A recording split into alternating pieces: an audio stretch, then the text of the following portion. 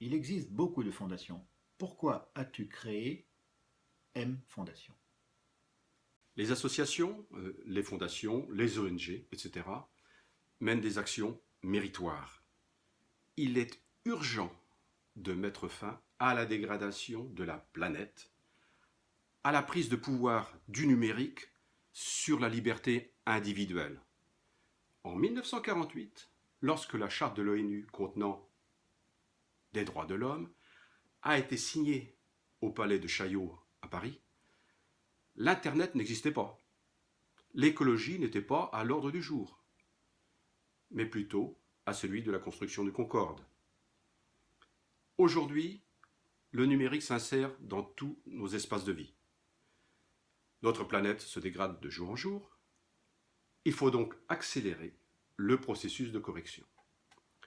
M Fondation a constitué un outil original, complémentaire au dispositif des diverses organisations de citoyens qui partagent notre préoccupation et agissent chacun dans leur univers.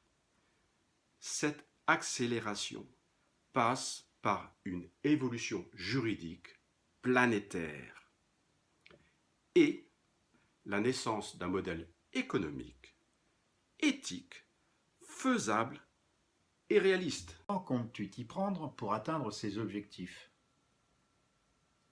La règle est la même pour tous les citoyens de la planète. Ne rien attendre des États pour une évolution rapide. Prendre en main son avenir en jouant collectif. On ne peut compter que sur soi-même, ce qui signifie qu'il appartient à chacun d'entre nous de se mobiliser. Jouer collectif, c'est très bien pour réussir. Mais quelles sont les règles du jeu? Il y a deux règles de base.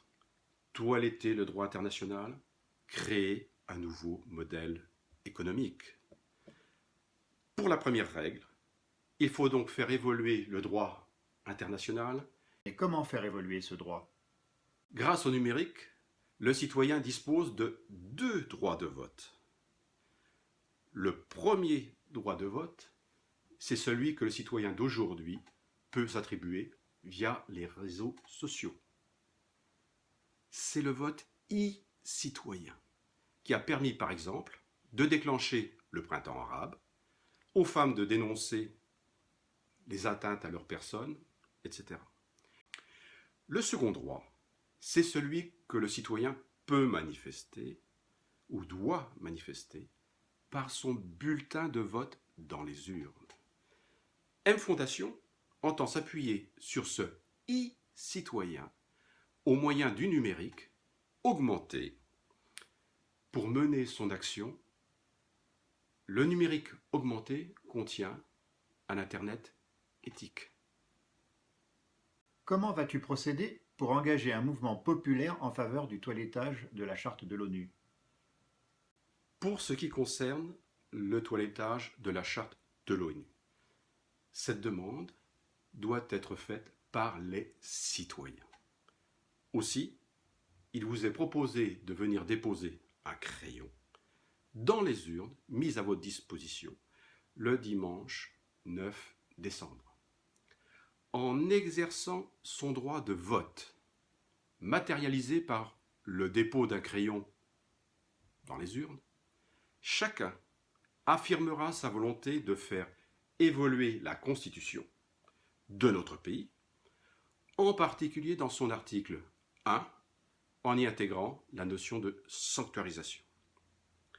Ainsi, pour la France, sa devise pourrait s'enrichir en devenant liberté, égalité, fraternité, sanctuarisation.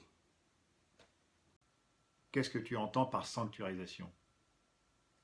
Nous proposons d'inscrire dans la charte de l'ONU la notion de sanctuarisation, de l'homme d'une part, de la planète d'autre part, les deux réunis formant le droit de l'humanité.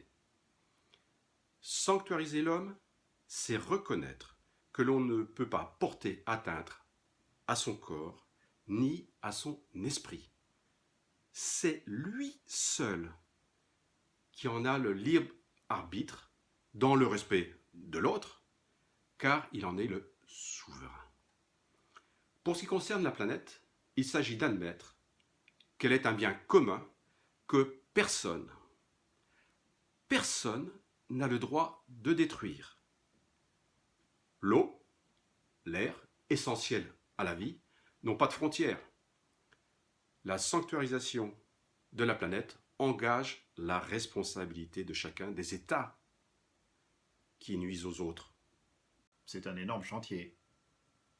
Les fondations sont posées. Il reste à chacun, conscient de sa responsabilité vis-à-vis des autres, et en particulier des jeunes générations, d'en bâtir les murs de manière collaborative.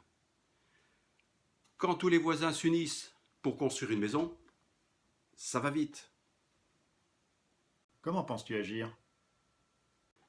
Par la réalisation d'un premier vote crayon, en vous réunissant dans les rues de France le 9 décembre, la veille du 70e anniversaire de la signature des droits de l'homme de l'ONU.